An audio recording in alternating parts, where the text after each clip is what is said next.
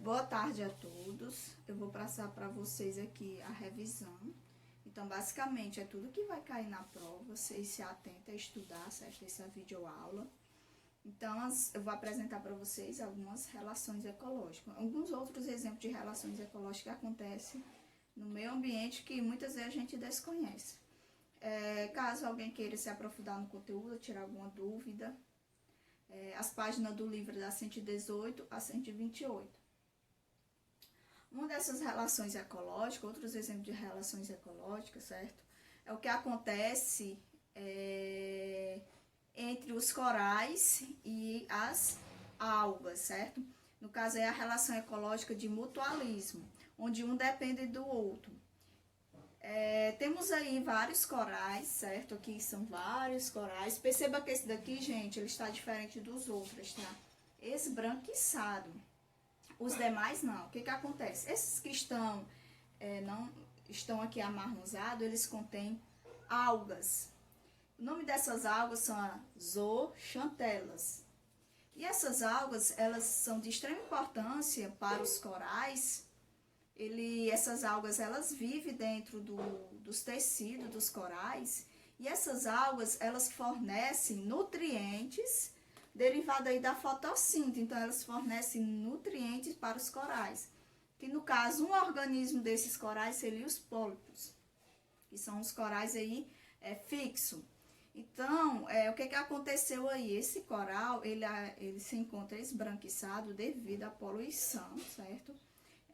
A poluição ambiental, cuja essa poluição ambiental faz com que aumente as temperaturas, certo? Aí da água, do mar, dos oceanos.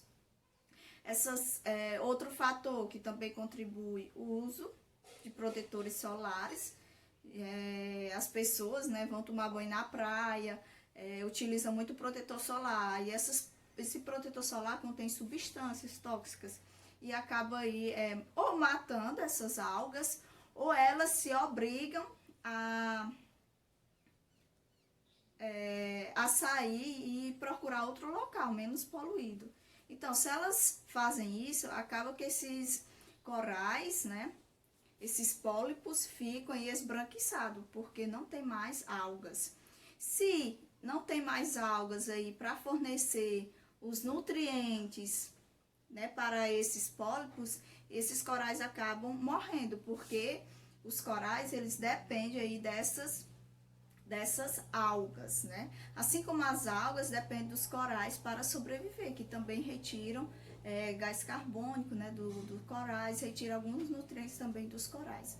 Retiram não, né? Isso aí há um compartilhamento, né, de nutrientes, já que é uma relação de mutualismo, uma relação benéfica para o coral, uma relação também benéfica para as algas, é benéfica para os dois, certo? Essa relação aí de mutualismo. Outra relação de mutualismo que acontece, que a gente não costuma observar, é a relação entre as bactérias, que está contido aí dentro do estômago, do intestino do gado, certo?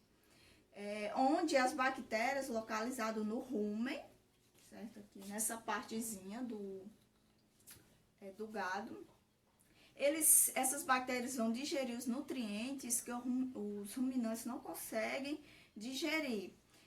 Também isso aí é uma relação de mutualismo. É bem parecido com os protozoários que habitam o intestino dos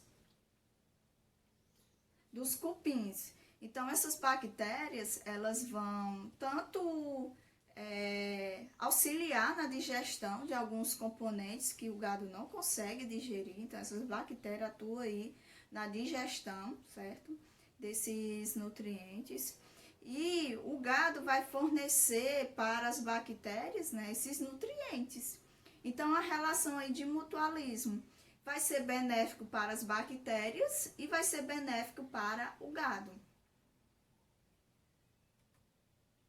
Outra relação ecológica de mutualismo que eu já apresentei aqui para vocês é a relação entre algas e fungos, né, que a gente chama de líquen. Então, a associação entre algas e fungos. Temos aqui o líquen né? Então, temos aqui o link presente aí no galho de uma planta. E aqui é o interior do link, essa partezinha verde, a alga unicelular, e aqui as hifas do fungo. Então, essa relação, né, é benéfica para as algas, que elas estão recebendo proteção e nutrientes do fungo, assim como também vai ser benéfica para o fungo, que tá recebendo nutrientes provindo aí da fotossíntese das algas, e esses nutrientes vai fornecer o alimento para os fungos. Então, a relação de mutualismo, né, é benéfico para os dois. Um não vive sem o outro, certo?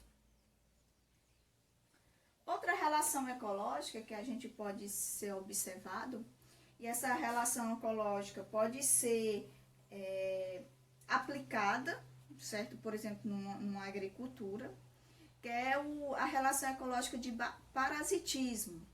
Então, temos aí essa lagarta, né? Temos essa vespa. Então, essa vespa, ela é um parasita aí dessa lagarta. O que acontece? Se essa vespa for aderida aí ao corpo da lagarta, essa lagarta ela não vai conseguir se desenvolver.